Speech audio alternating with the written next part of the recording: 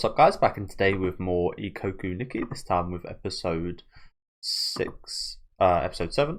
It was another fantastic episode last time out. A lot of focus on the relationship, of course, which was, I really like them together. I think they suit each other really nicely.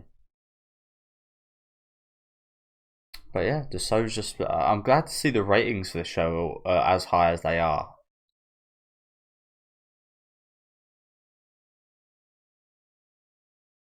It's almost, well, I say this, not exactly true, but it's almost unexpected, unless you're like some kind of action slop.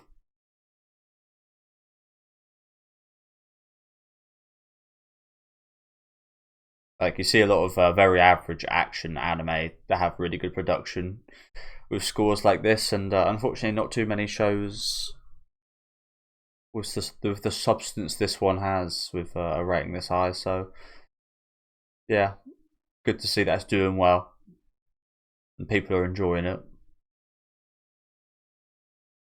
I do see this on a lot of people's favourites of the season. Absolutely one of mine, of course.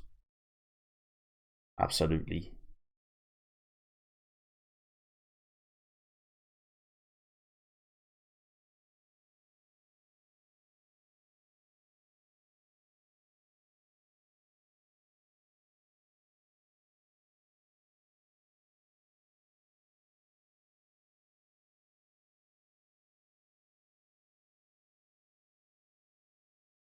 I hope we kind of bring that back. You know, the I imagine we will come back to it, but the her joining the band club, I call it, the music club.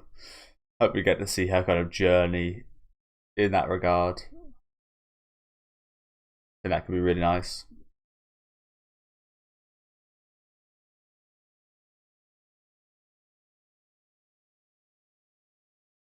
And before I started the show, I did notice it's got quite a few titles, like translations. Journal with Witch, Journal in a Foreign Country, I think another one is. And they all kind of fit certain kind of themes of the show. Pretty cool.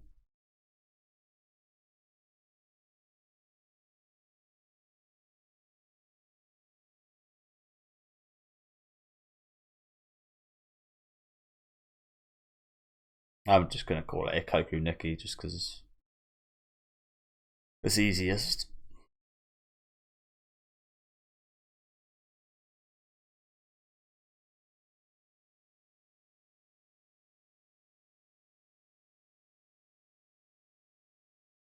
Oh, she looks devastated. I do like that little detail at the start there, though. Both of them worrying about the aunt. Literally just like, how's she doing? She okay?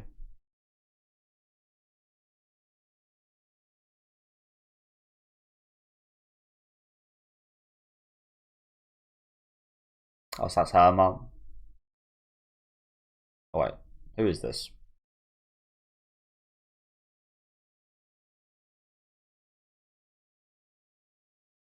Oh, that is her mum.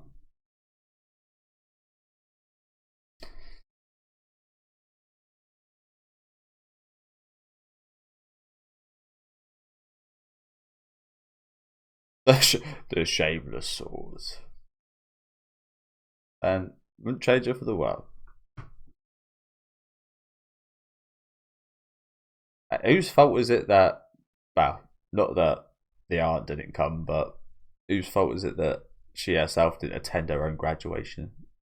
Yours. You gossipy parents. Parents are worse than children a lot of the time. Stuff like this.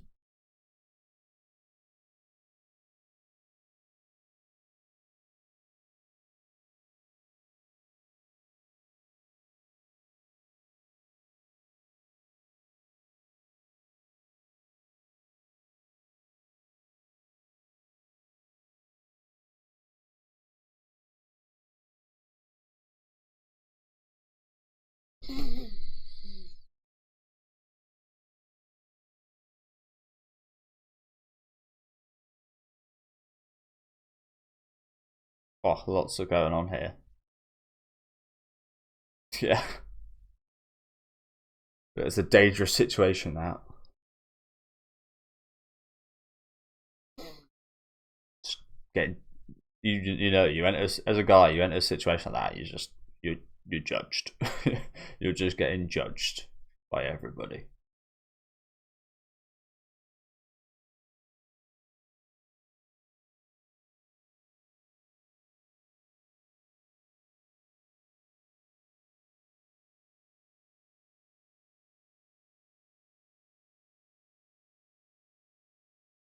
Mm.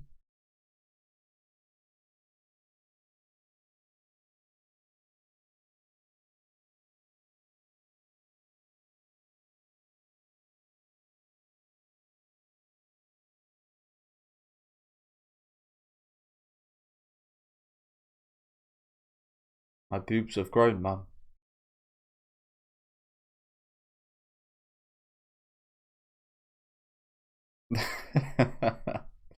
True. True.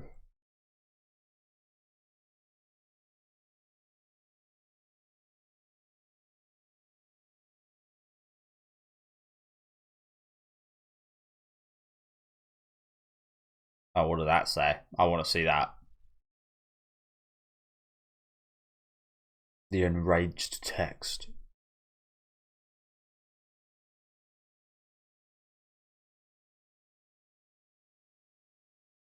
I want to see that, bro.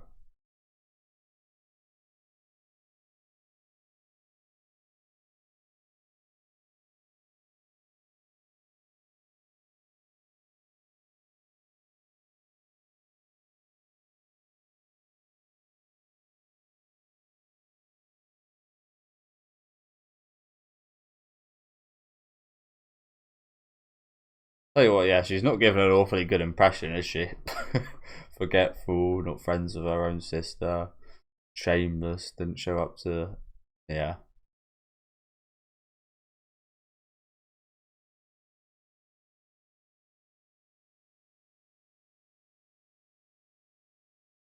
Not your usual, not someone you'd expect as like a parent.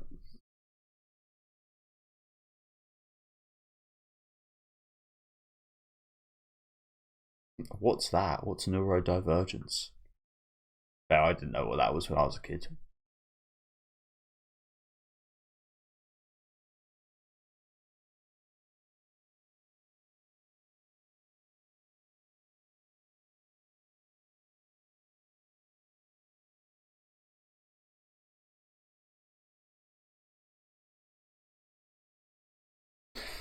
Yeah, you know what? I suppose as a mother, you would be a bit taken aback by that. I think that's a good way of going about it for her, to be honest. But it also does kind of suck to hear like that. Oh, now the person looking after her isn't a parent to her, but she can't ever actually be a parent to her. I mean, I say that you see plenty of couples where they do become like, sorry, wording horribly, but you see people that do like what's that thing called when they like register adoption? I forget the actual name for it, but when they like sign the documents to actually make you like legally like their like guardian and such. I think I remember a few years ago watching back like compilations that happened. It was really wholesome about like kids that like lived with other people that weren't their parents. That they would then kind of legally kind of make them their parents essentially. Always thought that was really wholesome.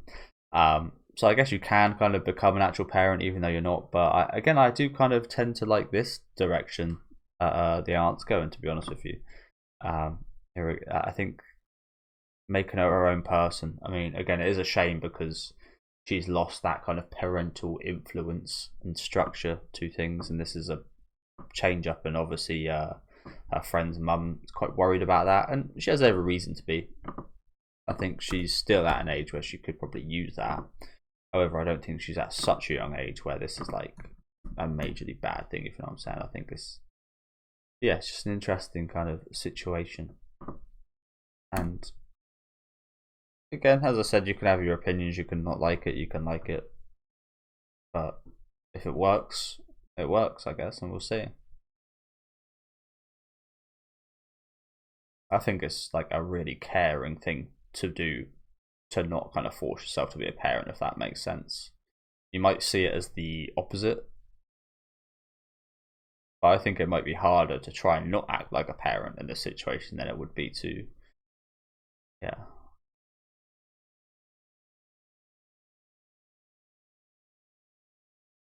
Maybe not for her, but like for your usual person or something.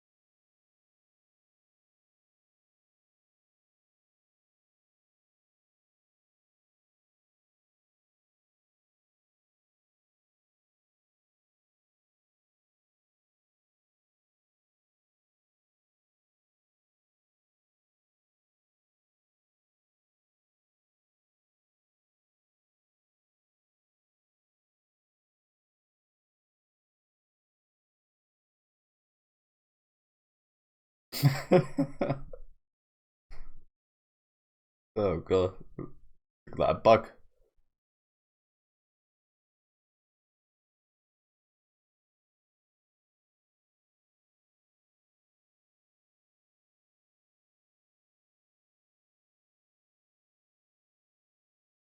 Or if that happened to you, you died and your daughter had to go for some of this. Yeah, imagine that would be quite the emotional thought.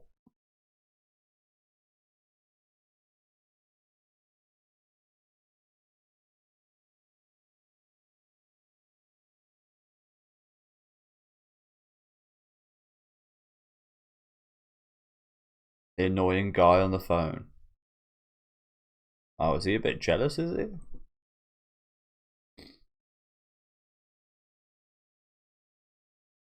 Hey, what are you trying to say? He's pretty handsome himself.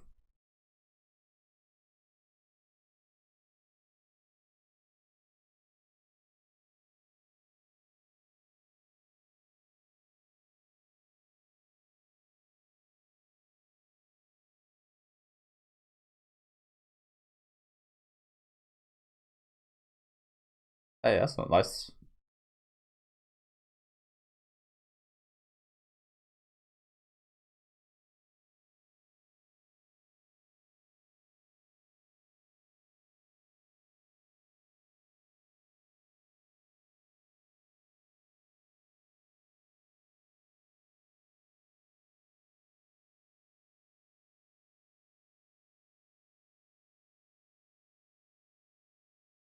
It's interesting, now, isn't it? Yeah. I mean, yeah, it's kind of true, but also like the case where her mum's always seemed quite harsh to the aunt. She was maybe because they are sisters, kind of not just doing that to her sister, but to herself in a way as well, if that makes sense. Kind of projecting that onto her.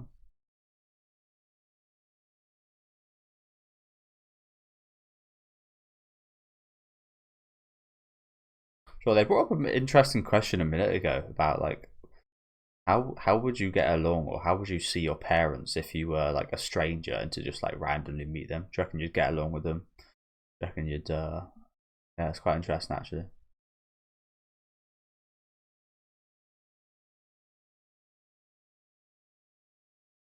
I mean, you'd like to think you'd like get along with them, be friends and stuff, but maybe in some cases you might end up like meeting your parents as a stranger and like, hate them. They're horrible people. But obviously, because you're their daughter slash son, you get treated a lot differently.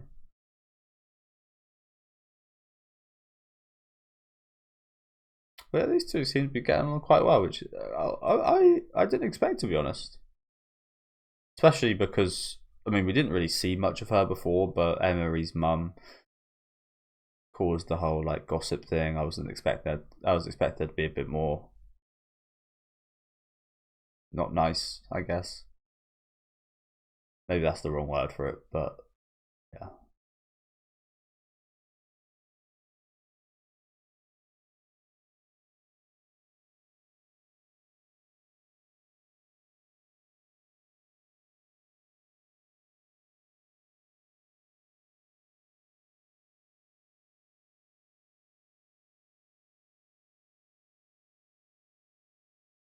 Ah, I knew it. I called this in like episode 2 or 3, didn't I? I had a conversation with someone because someone confused what I was talking about. Because of the idol stuff that they mentioned.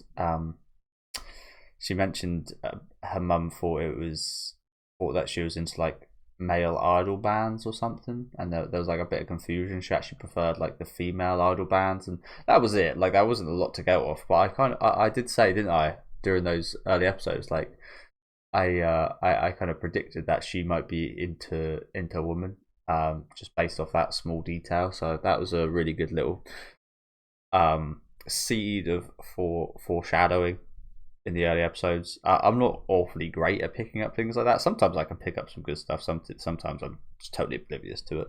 But that one was like, yeah, you know, I think I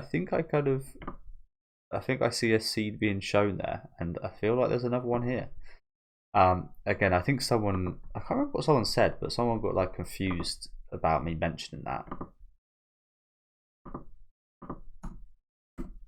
I can't remember what it was actually like going on about there. But yeah, nice. I wasn't talking rubbish all those episodes ago.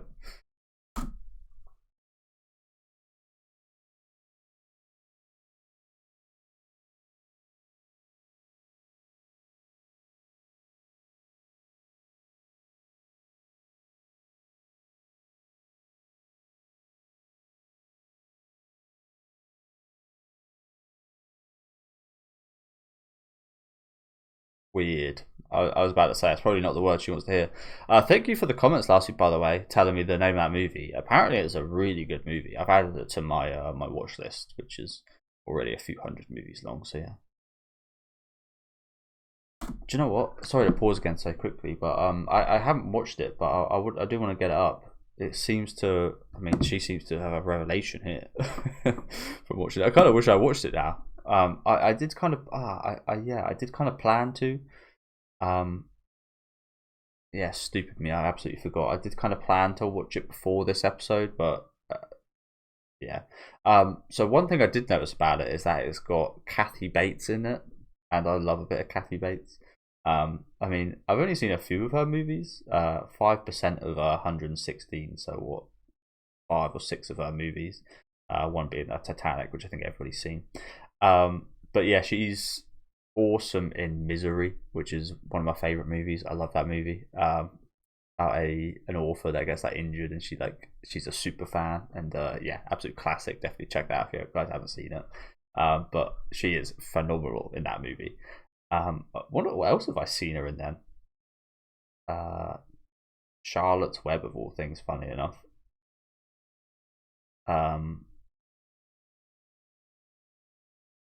Some other things, I guess. But yeah, I did want to go through the synopsis, I guess, to at least get like some context to this movie. So yeah, it's called Fried Green Tomatoes. Thank you for letting me know it's called that. And this only came out a year after Misery as well, funny enough.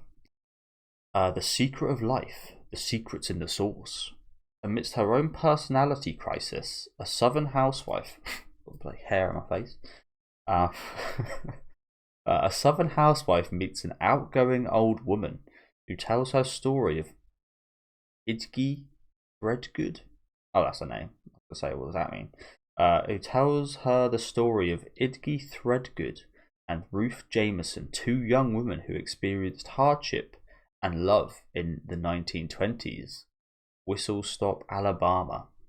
So it sounds like it's a it's a story of two lesbian women in the 1920s, when I imagine it was quite like frowned upon and such, and their struggles for such, and maybe these two in the current time are lesbians trying to kind of come to grips with things as well. They look, I mean, Kathy Bates wasn't awfully young during this time, I don't think. So it's interesting that that's not like you usually expect from that premise, it's like some teenage girls looking back at like the past events, but they seem to be like fully grown older women.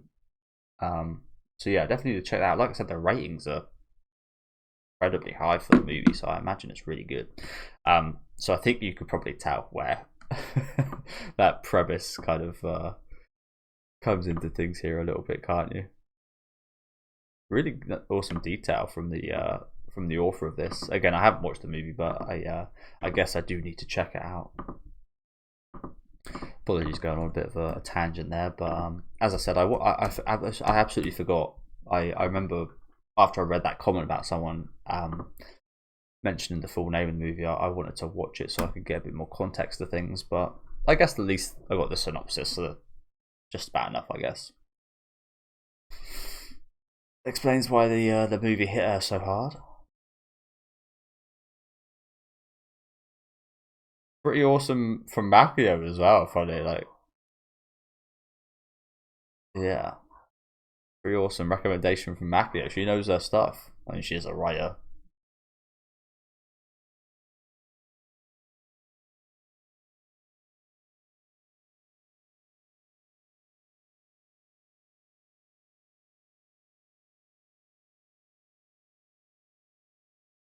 Sorry, why is there a bit of wood on her plate?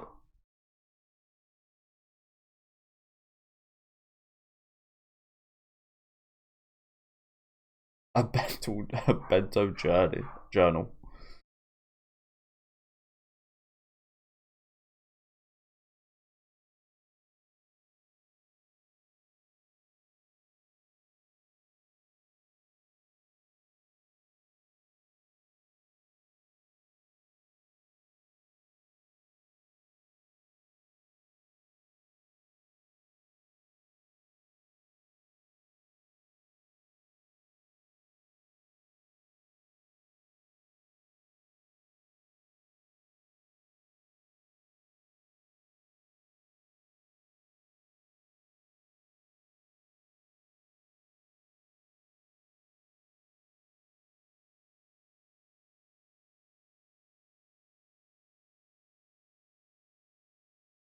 Project.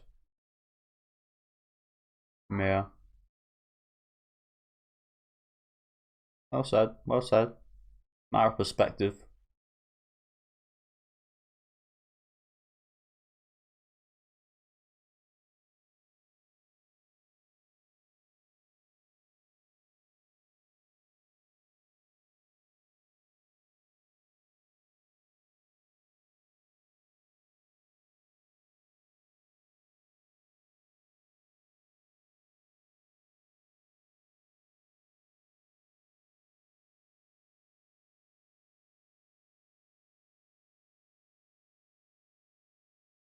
Hmm.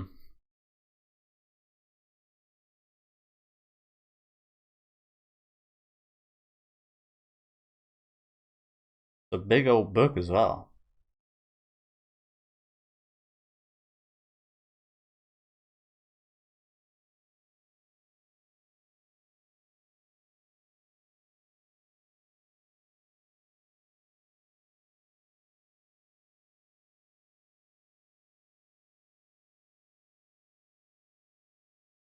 Yeah.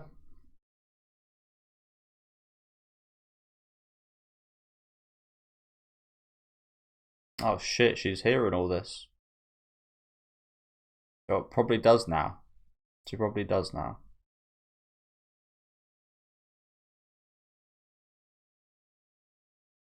That's a rough thing, that, isn't it? That's rough.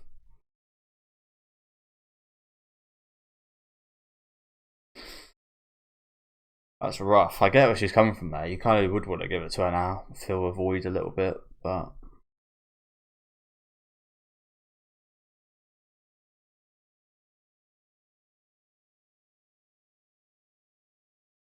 Mokatsuku. That means like annoying or something, right?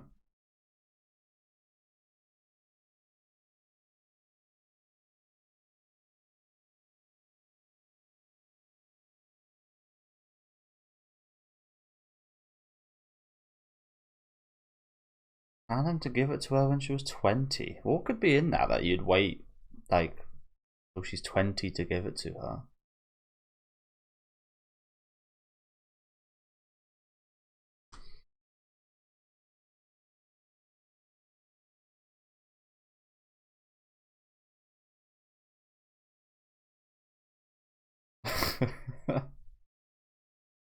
Replace chair, Abby.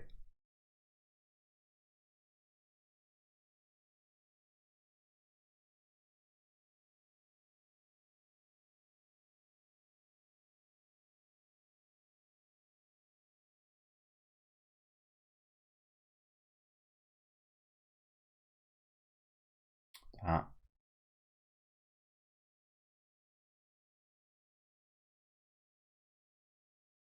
Jesus. It's harsh. Jesus. Imagine someone saying that to you.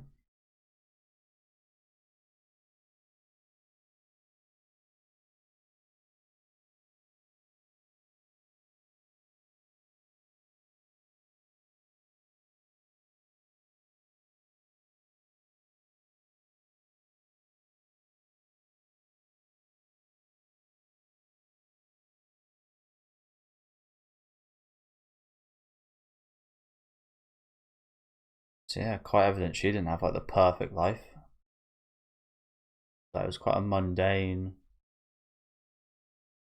Maybe she saw herself as a bit of a failure. In regards, maybe she'd always. I mean, judging from what we've had so far, maybe it was inevitable. She'd always see herself as a bit of a failure. These high standards and such. Maybe it wouldn't matter even if she did get like a perfect marriage. She did have like this inquisitiveness and so on and so forth. But yeah, that seemed incredibly harsh, didn't it? I mean, judging from what we've seen of the mum so far, she seemed incredibly harsh to the aunt in terms of quite a lot of things. But damn, like I said, can you imagine someone saying all that to you?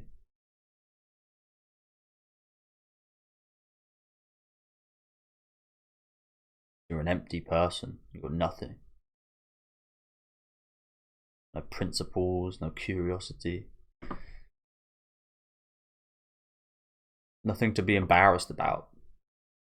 I say embarrassed. Maybe that's not exactly the word, but I think that could be a decent substitute.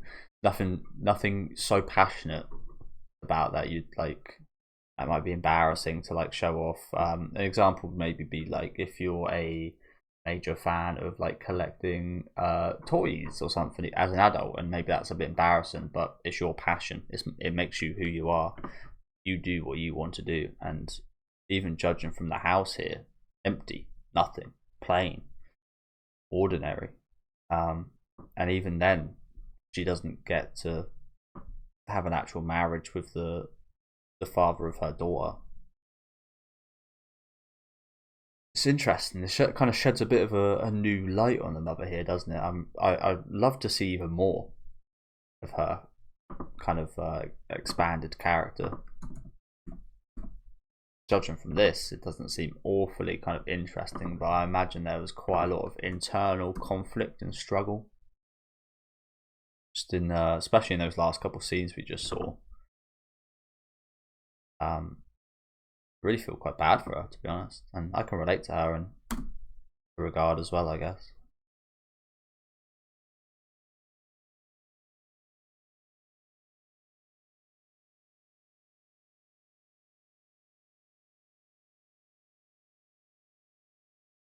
Yeah, I wouldn't say I felt like I resented her, but I wasn't like awfully on board with the mother. But this has made me see her in a new way a little bit, to be honest. Unfortunately, she's dead, but this has like made me care for her a bit more.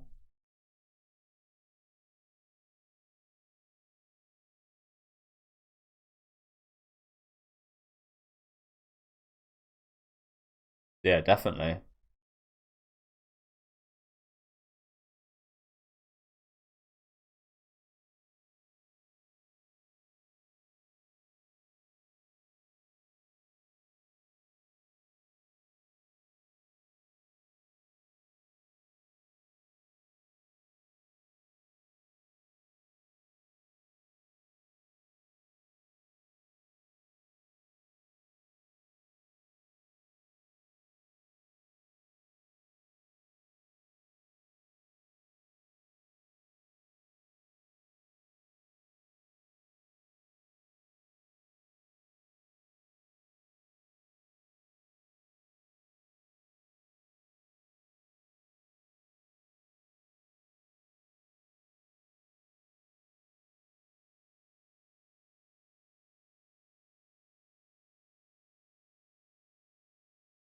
Ah,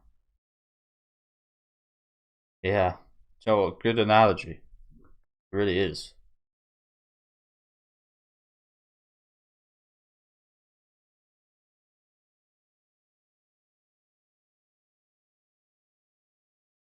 Ah, I didn't come to that conclusion, to be honest.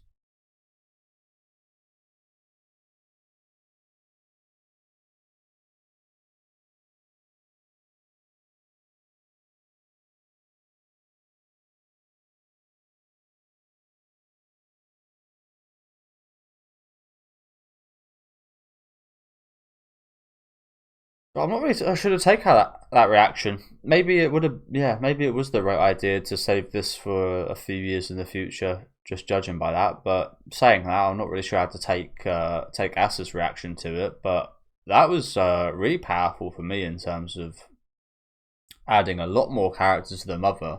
Like I said, till now, it's not like she's like been a weak character or anything, but we haven't really known too much about her and her struggles. She kind of seemed like the perfect mum, like the perfect ordinary person. Funny enough, like um yeah, just like everything sorted out. She was quite judgmental of her sister for not being normal. And I feel like it's even more interesting with like Japan's societal kind of norms and such. There is that shot of her sitting there, and yeah, I think we do see like those things that we saw the mum do to the aunt of like pointing, like saying like those things that make a lot of more sense now. She was kind of projecting it onto herself as well as like genuinely being like, how do you do it? How do you actually be your own person? How are you so okay with being your own weird person? How are you so okay with things not going perfectly? Yeah, this that done a lot right there. I like that a lot. Like I said, I didn't really have too many like warm feelings or too much like empathy or anything towards the mother, or like any much relatability, or I didn't really have too much feelings in general towards the mother. Obviously, it was sad that she died, but I was more sad for like Asa than I did like care for the mother. Especially in the way this was structured in terms of her like dying right as the show started. It's structured in a way that you don't initially have feelings for the mother or anything, or you don't really, not to say you don't really care about her death, but it doesn't like mean an awful lot it in comparison to like if we had like a whole season of her and then she died at the end or something like that.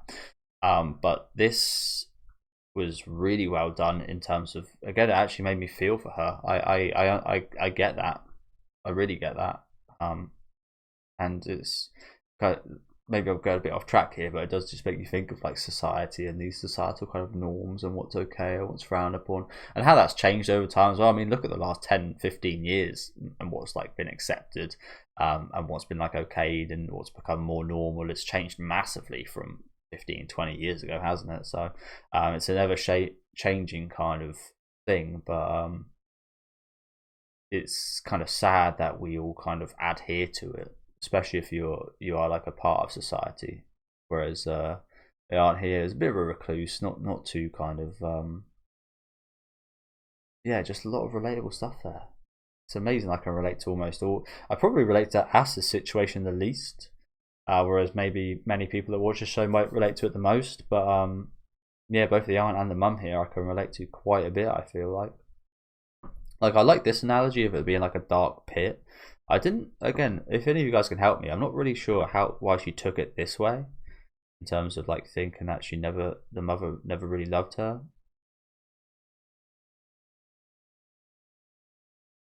Yeah, if any of you guys can help me out with that bit, because that, again, that's probably something that, as I said, I can't really relate to that much, so I can't really maybe that's why I can't really fully understand this part of this scene. But before that, it all made like perfect sense to me. It's just like, yeah, like wow, this exposed a lot about the whole kind of situation and why the aunt and the mother didn't get along so well. And yeah, like I said, just the characterization here was amazing, wasn't it?